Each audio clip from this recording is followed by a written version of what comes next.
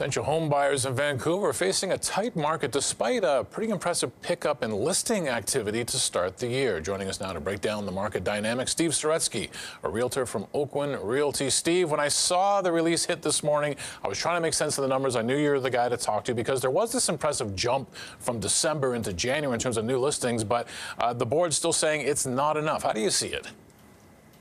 Yeah, I mean, seasonally, we tend to see listings pick up in January. If you look at the overall market right now, let's just take any January compared to the past, 20, 25 years in January.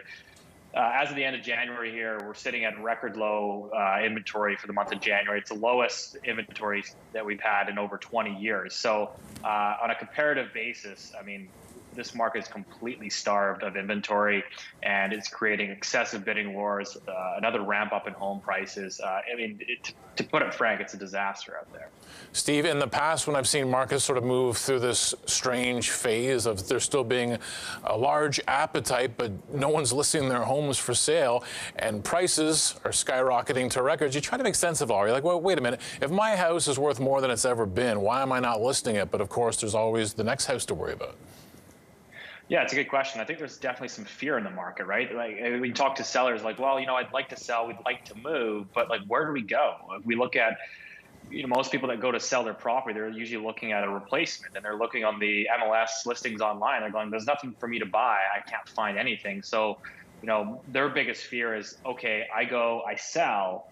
And then what if it takes me, say, 6-7 months to go find a property that I want to buy?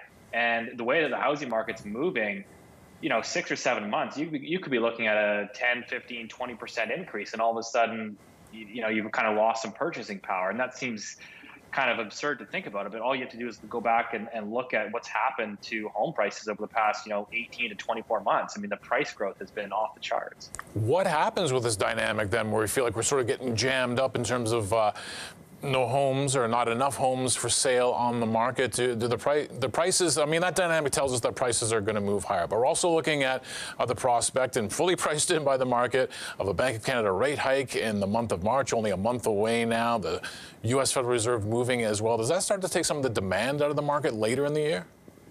Yeah, that's kind of my base case. Is I think what you're going to see, rate hikes. I mean, I think they should have moved in January, but that's another story. I think that we have to understand the mortgage market here is that most prospective home buyers lock in mortgage rates for, let's say, an average of 90 days, right? So the time that the Bank of Canada starts hiking rates, or we start to see, 5-year mortgage rates moving higher, that takes some time to filter through into the housing market. So, what the problem is today is you're looking at a 5-year fix at about 2.9%, but people are still picking up variable rate mortgages at about 1.4.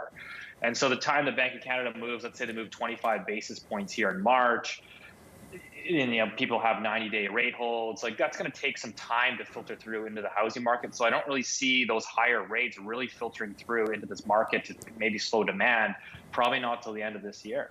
Steve, there's some speculation out there, I think based soundly on the fact that Canada's housing minister, the minister in charge of the file, got a mandate letter from the Prime Minister saying, take a look at investors, take a look at their sources of down payment. Some people are thinking maybe that gets tightened up. Are investors I don't want to say the word problem, but are investors sort of the source of some of the strain that we're seeing that some people think they are? I mean, definitely, there's definitely a growing cohort of investors, but I think I'd like to quantify that statement a little bit further, because what we're seeing, like a lot of, is just normal families that are in the housing market, for example, and they've got little kids, and they're like, hey, look what's happening to our nation's housing market. I'm concerned about the security and the future well-being of my children. And so what you're seeing is a lot of these people are opting to refinance their homes and use that as a down payment towards an investment condo that they're ultimately hoping to hold for the next 10, 15 years that they can pass on to their kids. Because like I said, they're just looking at what's happening in this housing market, saying, if my kids are ever going to have any hope of getting in, longer term, this is the fear and rationale that people are sort of putting behind it. So that's kind of, quote unquote, a lot of the investor activity that we're seeing in the market today. Yeah, so unfortunately for my two sons who are in their teens now, I didn't do that, so good luck to them in the next decade. But that sets up a dynamic in the sense that if you have an investment property, it can be put to work in the market, in the rental market, as long as it's not sitting empty. Are you seeing any evidence that people are just buying and holding, or are they simply trying to, okay, this has got to be a cash flow until the day comes? I mean, I think people are continuously foregoing cash flow. I mean, I don't think like people are just buying up properties and leaving them empty. I don't think that's as large as it gets played up to be.